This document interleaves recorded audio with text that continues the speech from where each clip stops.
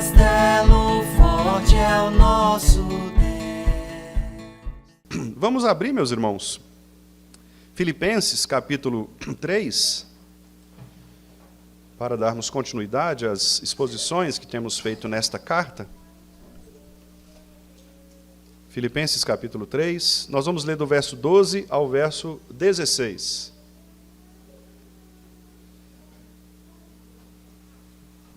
Filipenses 3, de 12 a 16. Quero convidar os irmãos para, por gentileza, acompanharem a leitura que eu farei nesse texto. Diz assim a palavra do Senhor: Não que eu o tenha já recebido, ou tenha já obtido a perfeição, mas prossigo para conquistar aquilo para o que também fui conquistado por Cristo Jesus. Irmãos, quanto a mim, não julgo havê-lo alcançado, mas uma coisa faço, esquecendo-me das coisas que para trás ficam e avançando para as que diante de mim estão, prossigo para o alvo, para o prêmio da soberana vocação de Deus em Cristo Jesus. Todos, pois, que somos perfeitos, tenhamos este sentimento. E se porventura pensais de outro modo, também isto Deus vos esclarecerá. Todavia, andemos de acordo com o que já alcançamos. Até aí. Vamos orar mais uma vez? Senhor, muito obrigado por este privilégio maravilhoso que temos de fazermos parte do povo do Senhor. Não pelos nossos méritos, porque acabamos de ver aqui, baseado em textos de Tua Palavra, que nenhum de nós é capaz de guardar perfeitamente os mandamentos. Então, não há em nenhum de nós qualquer mérito para que pudéssemos buscar, de qualquer maneira que fosse, a nossa redenção, a nossa salvação. Sabemos que tudo o que recebemos vem, de fato, proveniente da graça do Senhor, que, por causa do grande amor com que nos amou, nos deu Teu Filho, Filho unigênito, para que todo aquele que nele creia tenha imediatamente a vida eterna. Por isso nós Te agradecemos, porque somos um povo escolhido pelo Senhor para recebermos pela fé a palavra de Cristo, e uma vez aplicada em nosso coração, convertidos a Ti, somos agora motivados a obedecer ao Senhor. Então, que Tu nos ajudes a continuarmos prosseguindo para o alvo, que é Cristo, para que possamos, ó Deus, todos os dias de nossa vida, buscarmos uma vida ainda mais compatível com aquela que o Senhor mesmo propôs na pessoa de Jesus Cristo para cada um de nós. Livra-nos, ó Deus, de todo o peso que tenazmente nos assedia, todo o pecado, e nos faça olhar para Cristo, o autor e consumador de nossa fé. Que nós levemos em consideração sempre aquilo que Ele fez por nós, que não fez caso da vergonha, da ignomínia da cruz, mas pelo contrário, foi à cruz, envergonhado por causa dos nossos pecados, mas triunfou sobre a cruz, sobre a morte, ressuscitando da morte e assim dando-nos também a redenção e a vida eterna nele, em Cristo Jesus. Então que nós possamos também, por gratidão, agradecermos e louvarmos o Senhor em todas as coisas que fazemos e assim também descansarmos em Ti, na nossa luta contra o pecado, na nossa luta contra as inclinações deste mundo, da carne. Que o Senhor nos ajude, pela Tua graça, a não apenas termos vencido a morte em Cristo, mas também agora a continuarmos caminhando com Cristo para a nossa santificação. Esta é a nossa oração que Te fazemos, em nome de Jesus. Amém. Meus irmãos, uma das maiores confusões da vida cristã, na maioria dos casos, é imaginar que a conversão, ela encerra o processo de fé. Ou seja, muitas pessoas acham e tratam a experiência inicial com Cristo como ponto de chegada, e não como ponto de partida. Alguns pensam que basta a conversão para que sejam definitivamente salvos. No entanto, a Bíblia nos mostra que a conversão ela é apenas ponto de partida e não ponto de chegada. A vida cristã ela é uma vida progressiva, é uma vida em que aqueles que são cristãos nunca se sentem prontos, nunca se sentem completamente, plenamente satisfeitos, resolvidos diante de Deus. E aqui nesse texto que nós acabamos de ler, Filipenses 3, 12 a 16, o apóstolo Paulo vai corrigir esta visão equivocada das pessoas. Ele vai afirmar com muita clareza e humildade, inclusive, como nós veremos aqui à frente, que ele próprio ainda não alcançou aquilo que ele chama de maturidade ou perfeição. Ele não é alguém que está pronto. Mas, ao mesmo tempo, ele declara também, com igual firmeza, que, muito embora ele não seja perfeito, não tenha alcançado a perfeição, ele também não está estagnado, parado na vida cristã. Ou seja, a vida cristã, de acordo com o apóstolo Paulo, não é nem acomodação espiritual, por um lado, nem desespero moral, por outro. É uma caminhada perseverante, constante, uma caminhada que muitas vezes envolve vales e montanhas, uma caminhada que muitas vezes envolve desertos e oásis, mas é sempre uma caminhada em direção a um alvo muito definido por Deus, que é o próprio Cristo, o nosso Senhor Jesus.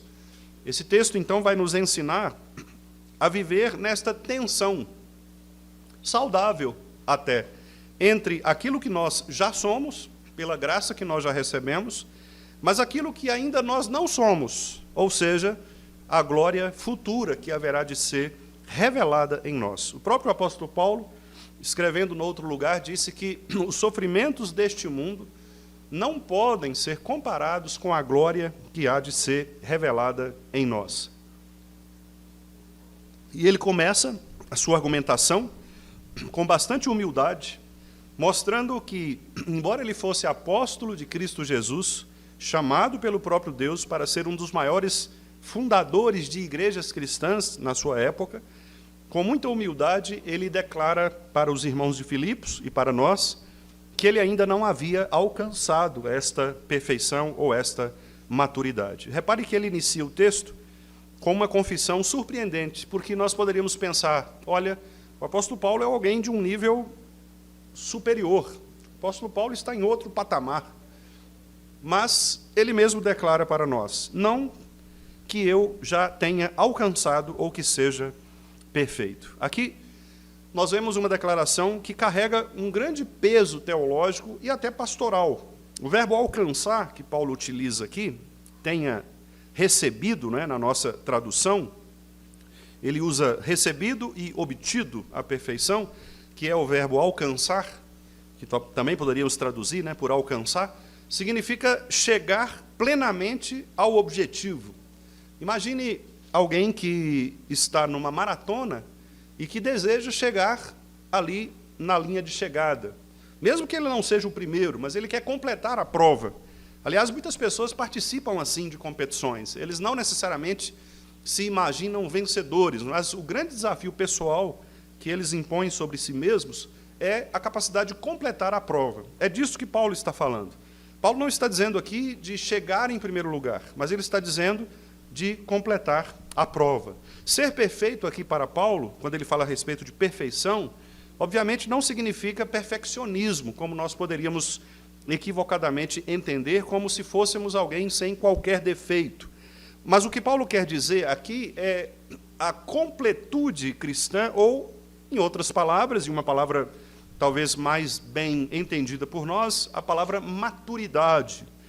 Paulo quer mostrar que o verdadeiro cristão, ele precisa alcançar, buscar a completude de sua fé ou a maturidade espiritual. Então, ele nega aqui com estas palavras aquilo que eu disse no início, que é alguém que se imagine já completamente pronto na vida cristã e que não precisa mais avançar no conhecimento de Deus, ou aquele que pensa que talvez ele ainda, ou ele seja já, a conversão seja suficiente, né, para fazê-lo digno de ser chamado cristão.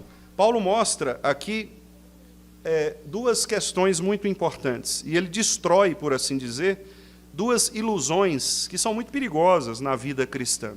Primeiro, a ilusão do perfeccionismo espiritual, que pode gerar, e gerou, inclusive, o orgulho e o legalismo. São aquelas pessoas que pensam que, por cumprirem determinadas regras religiosas, elas são hábeis ou habilitadas para alcançarem do Senhor os favores que Deus destina a seus filhos. Paulo vai dizer que o perfeccionismo espiritual ele não existe. Não há ninguém que possa se considerar perfeito. Não há ninguém que possa se considerar pronto. E, por outro lado, a ilusão do desânimo espiritual, que também paralisa. Aquela pessoa que muitas vezes pensa que não há mais o que aprender na vida cristã, e ela começa, então, a viver uma vida de uma rotina mecânica, ela começa a se desanimar mesmo, cair na sua perspectiva de intimidade com Deus, porque ela considera que, talvez, não haja mais o que fazer, o que buscar em relação ao Senhor. A maturidade cristã, de acordo com Paulo, ela vai começar exatamente quando nós reconhecemos que nós ainda precisamos crescer. Quem pensa que já chegou ao destino, deixa de caminhar. Imagine um corredor numa maratona, por exemplo, confundir a linha de chegada, pensar que chegou ao seu destino, quando, na verdade, ainda há 1 quilômetro para alcançar a faixa. Assim também somos nós, que muitas vezes pensamos ter alcançado a maturidade cristã, quando ainda estamos no trajeto, quando ainda estamos na caminhada. Quem reconhece que ainda está a caminho, este pode alcançar a maturidade com humildade. E é por isso que Paulo, então, em segundo lugar, ele demonstrando a sua humildade, ele diz que ele também prossegue para conquistar aquilo que também, pelo qual ele foi conquistado por Cristo Jesus. No final do versículo 12, a parte B. Mas prossigo para conquistar aquilo para o que também fui conquistado por Cristo Jesus. Aqui aparece o movimento central do texto. O verbo prosseguir, aqui, ele comunica a ideia de um esforço contínuo, perseverante. É uma perseguição persistente por algo que você deseja. É um avanço intencional, não é uma coisa que acontece por acaso, mas é algo que você busca, é algo que você, de fato, deseja. E isso, inclusive, irmãos, é um ponto interessante no que se refere à nossa santificação. Porque algumas pessoas pensam que o desânimo espiritual pode ser vencido com fórmulas mágicas. E, na verdade, não há fórmulas mágicas. As fórmulas que são ensinadas pelo próprio Deus são claramente expostas na Escritura. Por exemplo, a leitura da palavra, a meditação na palavra, a oração, a ceia do Senhor, os sacramentos, em geral, batismo e ceia, a ceia, no caso, para aqueles que já são batizados, são membros da igreja, a participação no corpo de Cristo, são bênçãos e são recursos que Deus nos dá para que nós vençamos o nosso desânimo. Às vezes a pessoa chega e diz, pastor, eu tô desanimado para orar. O que eu faço? Não há outro remédio, a não ser orar. Você precisa, mesmo sem desejar no seu coração, tirar tempo e orar. E se você não tiver palavras suas próprias para orar, ore a palavra de Deus. Abra um salmo, por exemplo, e leia o salmo, ore o salmo, medite no salmo como uma oração. Ah, pastor, eu não estou conseguindo ler a palavra de Deus. Crie momentos para isso. Coloque em áudio, coloque, às vezes, num vídeo, uma pregação.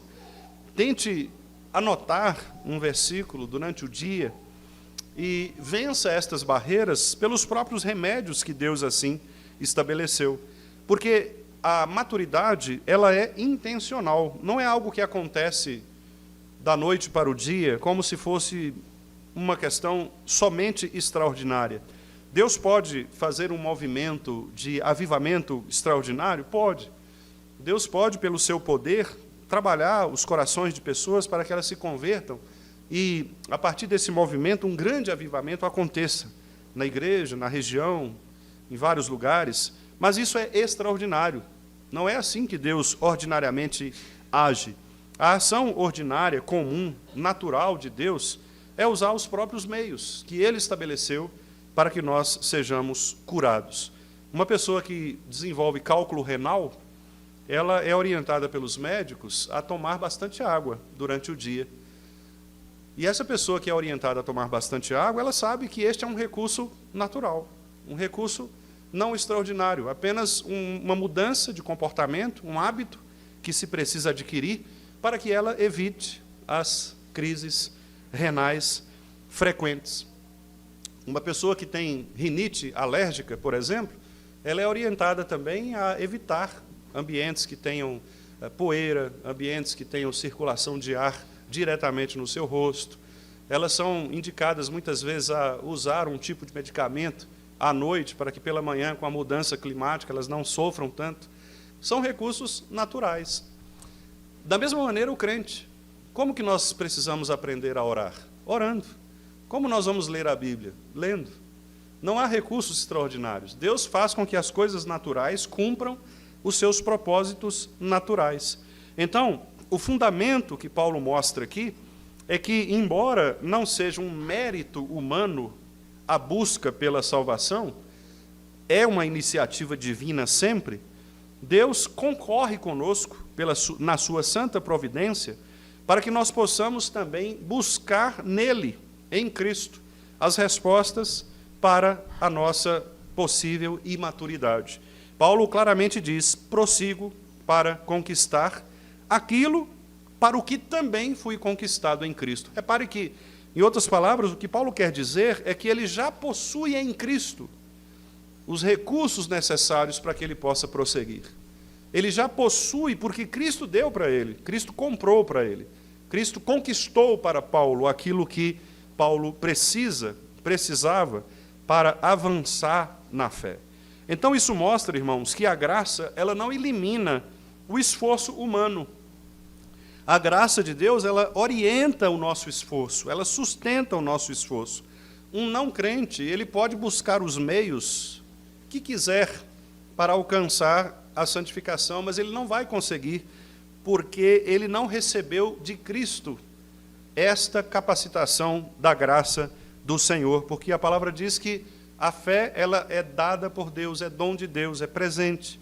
E só quem possui esse presente é que se torna capacitado para usufruir deste benefício. É como uma herança.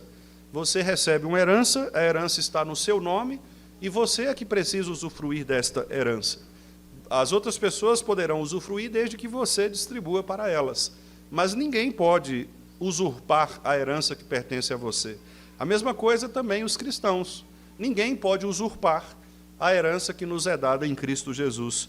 E ele deu para a igreja, ele deu para os seus filhos a herança, e por isso nós podemos buscar nele a força necessária e a graça suficiente para vencermos os desafios que a vida nos impõe, sobretudo as questões relativas à nossa luta contra o pecado. Paulo também continua mostrando que há uma disciplina que a nossa mente precisa cultivar. A disciplina de esquecer-se de algumas coisas e de avançar para outras. Este é um texto muito interessante, os versículos 13 e 14. Paulo diz: irmãos, quanto a mim, não julgo havê-lo alcançado. Ele não alcançou ainda aquilo que ele considera a maturidade espiritual. Repare que isto é Paulo falando, né? Então, os irmãos imaginam aqui, de fato, a humildade do apóstolo de reconhecer que a busca pela maturidade é algo contínuo na vida de um crente. Mas aí ele também admite, com sinceridade, o seguinte, ele faz: mas uma coisa faço. Quer dizer, faço. Repare que aqui é uma decisão voluntária, intencional. É uma disciplina que ele impõe sobre si mesmo. O que é? Esquecendo-me das coisas que ficam para trás, não é? Que para trás ficam, e avançando para as que diante de mim estão. É muito interessante este movimento de esquecer-se de algumas coisas e de avançar em direção a outras. Uma coisa faço. Paulo tinha um foco. Uma coisa. Repare que ele não fica aqui perdido em muitos movimentos ou em várias tentativas. Paulo sabia o que era o foco da vida cristã. Nós podemos dizer que ele estava aqui concentrado espiritualmente naquilo que de fato importava. E olha que Paulo tinha muitas preocupações. Inclusive ele mesmo diz, né, que de todas as preocupações que ele tinha, a que mais pesava sobre ele era a preocupação com as igrejas. Então, Paulo era um homem extremamente preocupado com o avanço, com a vida espiritual das igrejas, mas era um homem que tinha foco, disciplina. Diante dos desafios pelos quais ele passava, ele resolveu fazer uma coisa. O coração dele não estava dividido. O coração estava focado em algo muito importante. E ele diz aqui para nós: primeiro, eu resolvi esquecer das coisas que ficam para trás. Essa palavra esquecer aqui, meus irmãos, obviamente, não é uma amnésia, né? Aquela amnésia psicológica de alguém que talvez tenha um tipo de trauma, algum tipo de lesão, algo que talvez pudesse levar ao esquecimento das coisas passadas. Não é também um tipo de amnésia forçada, né? Como alguém dissesse, eu não vou me lembrar mais disso. Isso é impossível de acontecer. Para as pessoas que têm a memória em sua plena atividade, obviamente, elas vão se lembrar das coisas que acontecem. Mas é óbvio que o que o Paulo quer dizer aqui é que a sua memória estava liberta espiritualmente. Em outras palavras, Paulo não permitia que o passado governasse o seu presente. Isto é muito importante. Há pessoas que, infelizmente, permitem que o seu passado governe o seu presente. Elas sempre justificam as suas atitudes erradas por causa do passado que tiveram. Paulo está dizendo, eu resolvi, por causa de Cristo, me esquecer dos pecados antigos que geravam culpa contínua no meu coração, como aquela pessoa que muitas vezes chega no gabinete pastoral e diz, pastor, eu carrego este pecado há muito tempo, isso vai gerando culpa contínua, isso vai me deixando atribulado. Jogue para trás isso, resolva se esquecer disso.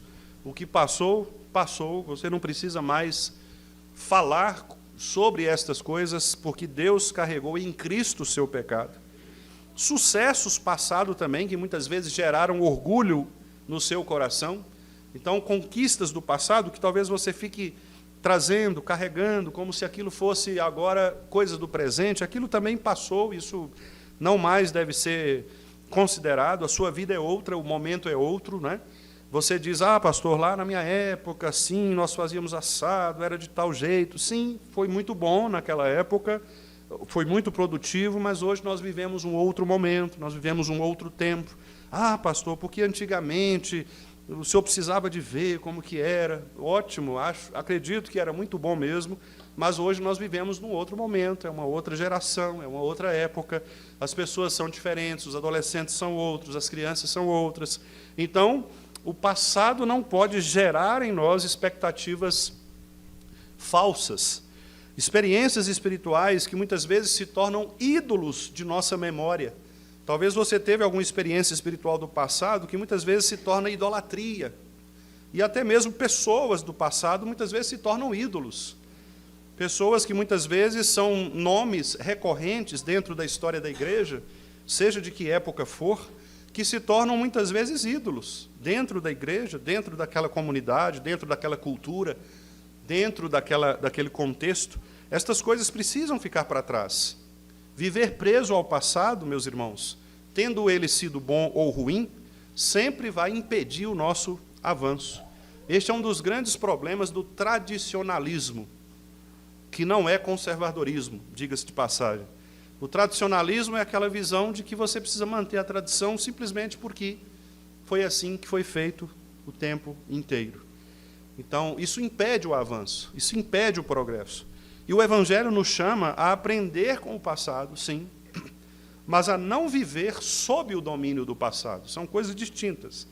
Nós devemos ler o passado com discernimento espiritual, aprendendo o que o passado pode nos ensinar, aquilo que nós erramos, para que possamos corrigir, aquilo que nós acertamos para que possamos aprimorar, mas nunca vivermos sob o domínio do passado, como se aquela época passada fosse agora repetir-se diante de nós. E Paulo diz, então, que ele se esquece disto, mas ele também não fica parado, ele avança.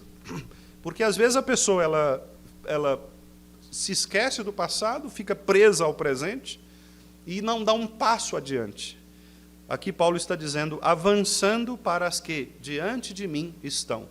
Ou seja, há coisas ainda que nós precisamos fazer. Há coisas ainda que nós precisamos buscar. O verbo que Paulo utiliza aqui é um verbo muito interessante, ele dá a ideia de esticar. Esticar-se, é projetar-se para frente. É mais ou menos a ideia de um corredor mesmo. Um corredor que os irmãos já devem ter percebido, né? Aquelas pessoas que fazem atletismo, como que elas se preparam para arrancar. Elas ficam numa posição de arranque e sempre com o tronco à frente, né? Elas não ficam na retaguarda, elas vão adiante. E quando elas vão chegar também, os irmãos já devem ter percebido, né, nas Olimpíadas, que elas sempre fazem aquele movimento de ir para frente, né? De lançar-se na linha de chegada. E é exatamente isso que Paulo está dizendo aqui, é o projetar-se, é o ir para frente, esticar-se, para você chegar onde você deseja chegar. Então, a vida cristã é este movimento orientado para o futuro. Você não fica com o pé no passado, esperando as coisas acontecerem. Você se projeta. Obviamente que não é aquele salto no escuro, né, como pregou o nosso querido filósofo Søren Kierkegaard, né? Aquela ideia de você pular, de você saltar e que Deus vai segurar você. Não é esse salto de fé.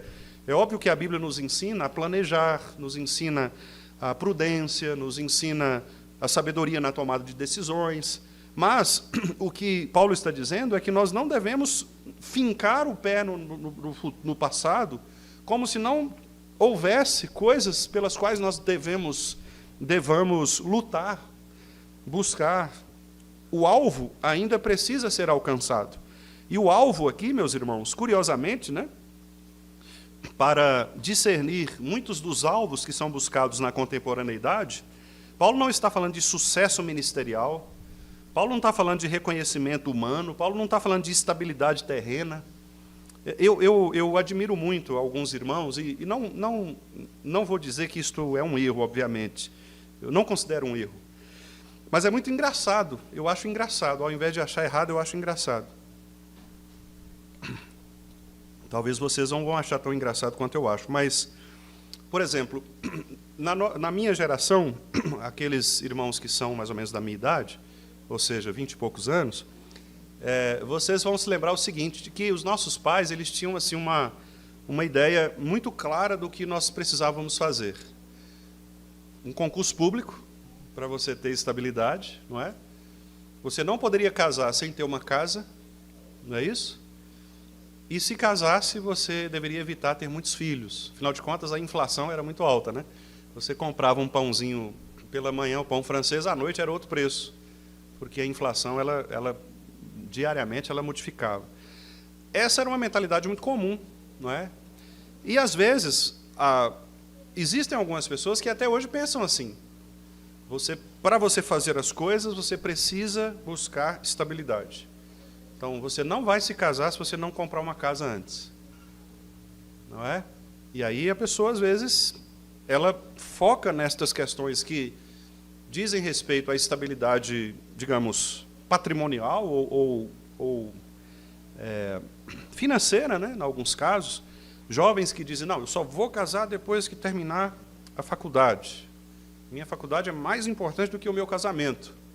Porque a Bíblia, lá em Gênesis, falou, faça faculdade, tenha o diploma, e depois se case, tenha filhos, multiplique e tal, não é isso? A Bíblia falou isso lá, vocês que não leram direito. Não é? Então, as pessoas, elas moldam por causa da sociedade. Isso acontece conosco. Bom, e é por isso que eu acho engraçado. Porque estas estabilidades que nós buscamos neste mundo são ilusórias, meus irmãos. Nós precisamos planejar, é óbvio, eu não sou contrário aqui a planejamentos, a decisões que sejam seguras, não sou contrário a isso. Mas o que eu quero mostrar é que estas coisas, elas não trazem necessariamente segurança. Elas não trazem a segurança de que nós precisamos. Porque você conhece muitas pessoas que compraram casas, bonitas inclusive, em lugares valorizados, mas são pessoas extremamente infelizes em seus casamentos. São casamentos falidos.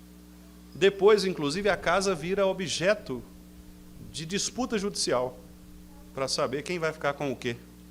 Quem vai ficar com o cachorro, quem vai ficar com o papagaio, quem vai ficar com isso ou com aquilo, né?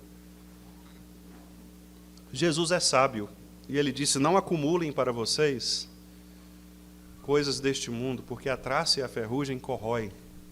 Se vocês tiverem que acumular, acumulem tesouros do céu. Isso quer dizer que a gente não precisa ter casa? Não, mas quer dizer que o nosso coração não pode colocar nestas coisas a felicidade de nossa vida. Porque se nós colocarmos nestas coisas a felicidade da nossa vida cristã, nós podemos ser muito decepcionados, porque a vida passa rapidamente, as coisas mudam. E muitas vezes você pode obter estas coisas materiais, trocar a sua vida e os próprios mandamentos de Deus por conta de valores que você construiu neste mundo. Há muitas pessoas que dão mais valor, por exemplo, às suas carreiras profissionais do que a seus casamentos. Há muitas pessoas que não desejam ter filhos por causa das suas carreiras profissionais. Eu entendo que isto é pecaminoso, porque a Bíblia não fala sobre isso. A Bíblia fala sobre casar-se, ter filhos e ser bênção na sociedade. O islamismo está crescendo. E o islamismo cresce não é porque as pessoas acreditam necessariamente no Islã. É porque eles têm filhos. Basta você olhar o crescimento populacional dos países islâmicos. Os islâmicos estão fazendo o que nós cristãos deveríamos fazer: crescer e multiplicar. Então, daqui a pouco só vai ter islâmico mesmo, porque eles vão ter muita gente. Os cristãos estão preocupados com as suas carreiras, ao invés de se preocuparem com as suas famílias. Isso é muito sério, queridos irmãos. E eu sei, respeito, obviamente, a cada situação particular, mas apenas quero mostrar para os irmãos que a busca, ou melhor, o alvo para o qual nós caminhamos precisa ser um alvo muito bem definido. Paulo tinha isto muito bem definido. Ele quer prosseguir para o alvo. E veja bem qual é o alvo que Paulo deseja. Versículo 14. Para o prêmio da soberana vocação de Deus em Cristo Jesus. O alvo é a conformidade com Cristo. E repare como isto é impactante para mim e para os irmãos, eu imagino.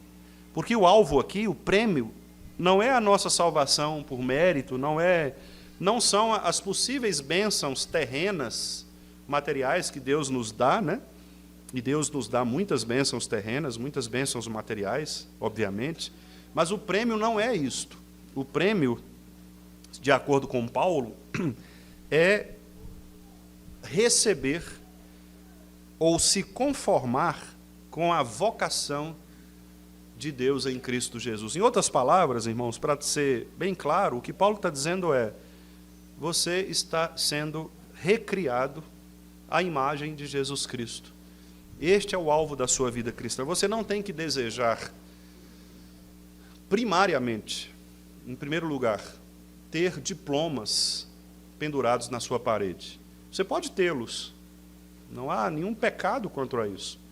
Mas, se você tiver diplomas pendurados na sua parede, mas você não for parecido com Cristo, sua vida foi jogada fora. É isto que Paulo quer dizer. Paulo quer dizer: tenha diplomas pendurados na parede, mas, antes disso, pareça-se com Cristo. Este é o alvo da vida cristã. E vocês percebem como que nós, por causa do pecado, nos desviamos desse alvo? Quantas vezes as nossas preocupações, elas não têm nada a ver com sermos refeitos à imagem de Cristo, mas em nos adequarmos à cultura do mundo, E nós fomos advertidos pelo próprio Paulo lá em Romanos a que nós não devêssemos conformar com o presente século, mas devemos ter as nossas mentes transformadas. Paulo mostra que a maturidade cristã é exatamente pensar desta maneira. Olha o que ele diz no verso 15. Todos, pois, que somos perfeitos, lembra que perfeito aqui é maduro, Maturidade cristã, tenhamos este sentimento. Coisa interessante. Paulo está dizendo: olha, essa é a maneira madura de pensar. Se você é um cristão maduro, você pensa dessa forma. Você considera esta minha palavra. O critério bíblico de maturidade espiritual para Paulo não é achar que você não precisa crescer, mas é você pensar corretamente sobre a maneira de crescer. Em outras palavras, o cristão maduro, ele reconhece o caminho. Ele aceita o processo criado por Deus e ele mantém o foco neste alvo. Ele não se desvia. Ele sabe que a sua maturidade espiritual só pode vir das virtudes que o próprio Deus nos dá em Cristo Jesus, pelo seu Espírito. O cristão maduro, ele confia que é o próprio Deus, pelo Espírito dele, que vai nos corrigir, que vai nos alinhar à compreensão correta da palavra, do Evangelho. O que mostra, meus amados irmãos, que muitas vezes nós, Igreja do Senhor, não nos tornamos igrejas maduras porque nós perdemos o foco. Nós muitas vezes fazemos tudo o resto, menos as coisas de que precisamos fazer. E a nossa cultura contemporânea, que é uma cultura extremamente ativista, em que as pessoas não conseguem mais sequer ficar assentadas durante um tempo para ler, para meditar, para ouvir a pregação, por exemplo. Hoje é tudo muito rápido, né?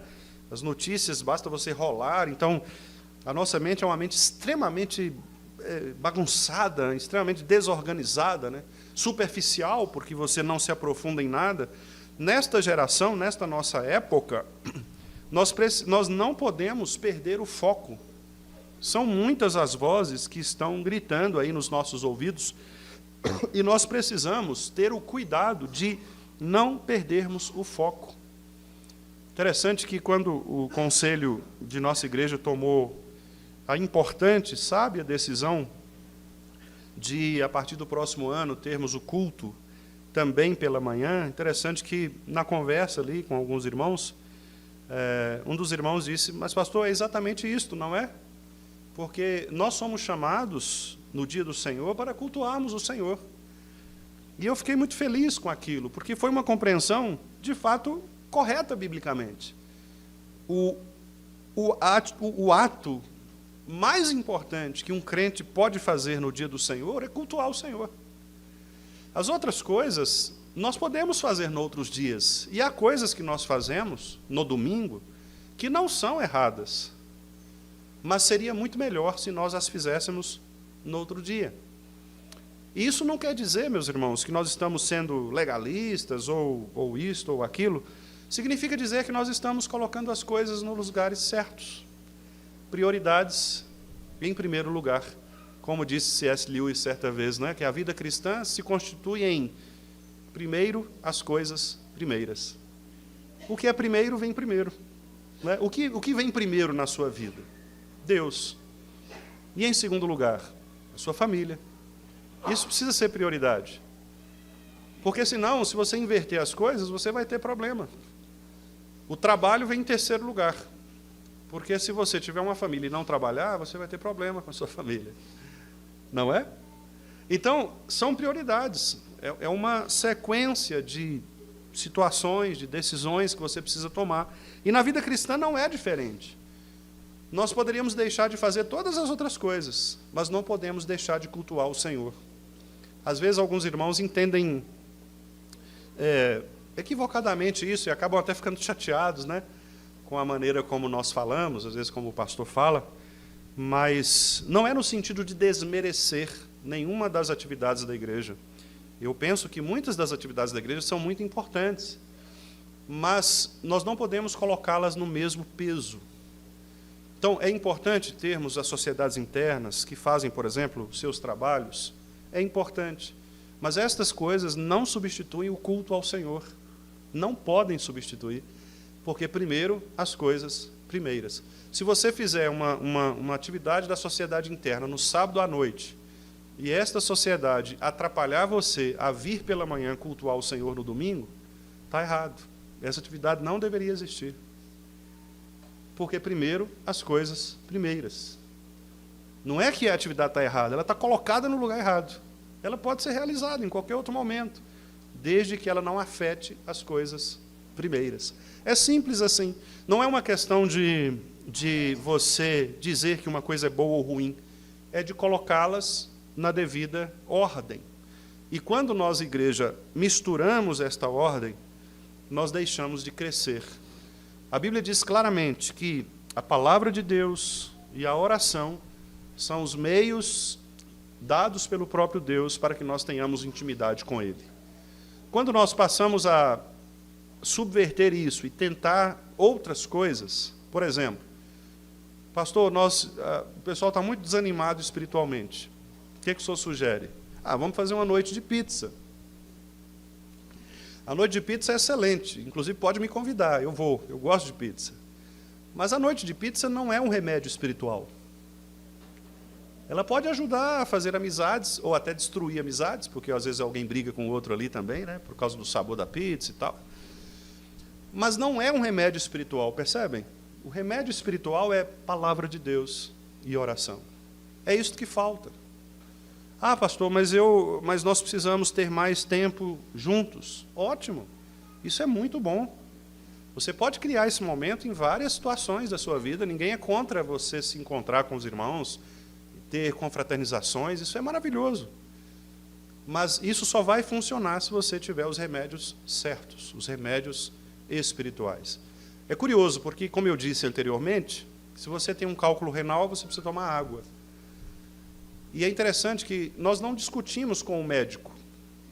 Quando você vai ao médico e o médico diz assim, olha, você está com tal enfermidade, você vai ter que tomar tal remédio. É muito raro alguém sair de lá com raiva do médico e falando, esse médico não sabe de nada e tal. Não é? Geralmente você adota o que o médico instrui, porque você deposita nele sua confiança. Mas reparem como é diferente em relação a Deus. O Senhor nos fala com tanta clareza. O Senhor diz assim, a pregação é o meio pelo qual a fé é implantada no coração. O profeta diz, a fé vem pelo ouvir. O ouvir a palavra de Deus. Há dúvidas com relação a isto? Qual outra interpretação nós poderíamos dar para esta frase? Não existe. Então, se nós queremos fé no coração das pessoas, o que é que nós temos de fazer? Pregar a palavra. É simples assim.